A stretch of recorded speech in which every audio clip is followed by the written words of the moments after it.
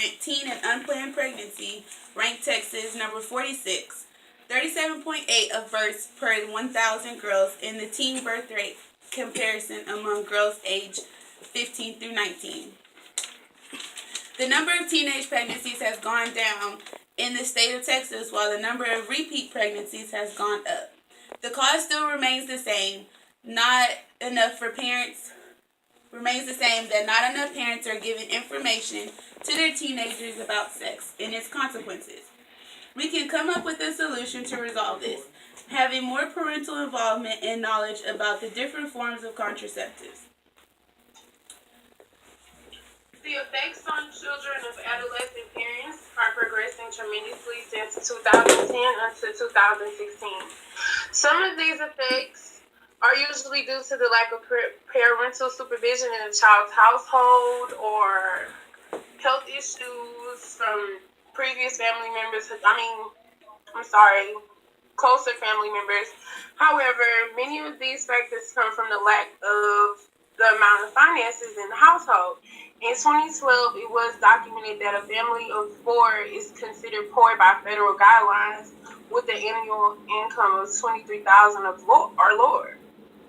5 out of 10 of these children suffering from the effects of poverty most likely will have a difficult time finding their way through high school all the way to college.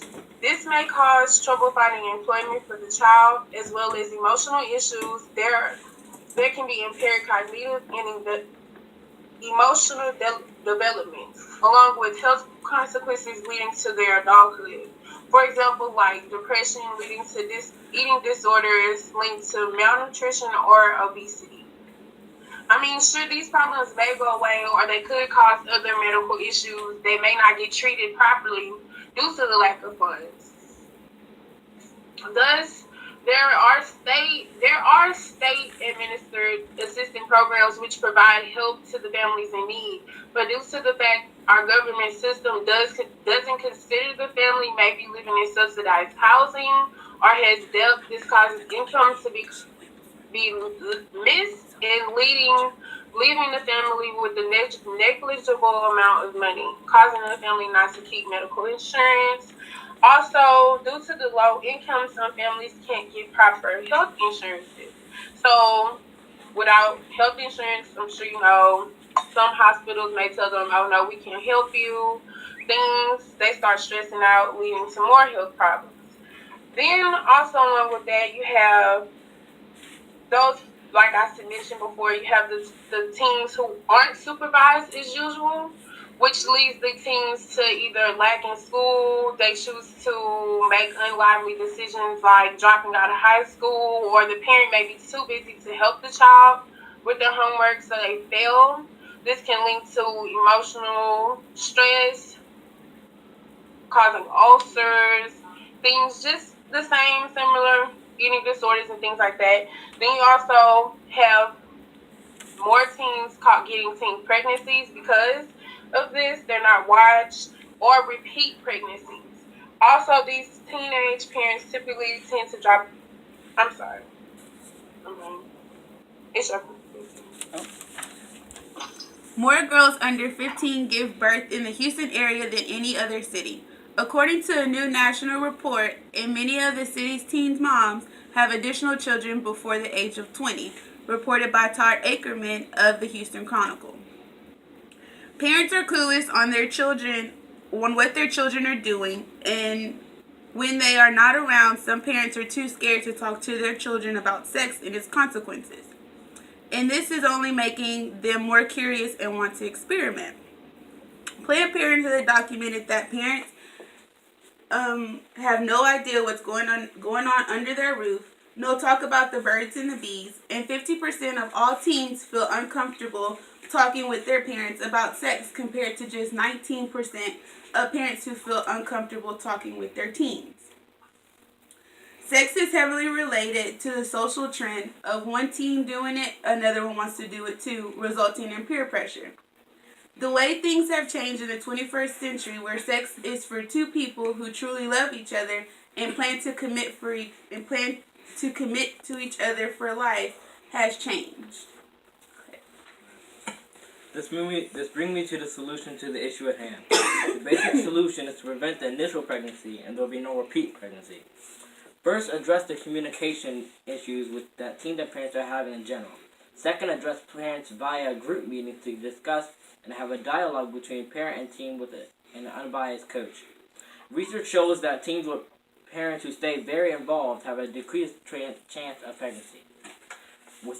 Within this dialogue from parent or adult to teen, we establish what the real issue is by using a formula that a nonprofit organization with a proven track record named On the Verge. We do this by closing the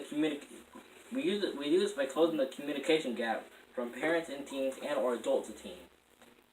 And diving into what the core root attributes and external factors are. How do we do this, you may ask? We develop a plan of action. First, we check the spiritual, physical, emotional, and mental diets. Meaning, does the teen have a spiritual routine, such as church or meditation, etc.? Who does the teen hang out with? Are the parents at home, or do they have little time for the teen? Do you know where the teenagers hang out? How much nutrients is the teen taking in?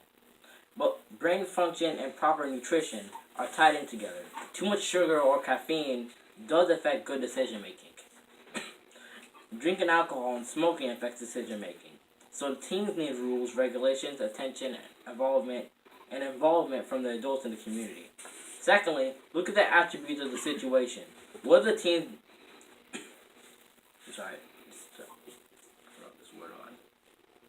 Displaying. What are the teens displaying in their actions and culture? The teen culture says today that sex is the thing to do. Sex is the way to show love, or sex is a must.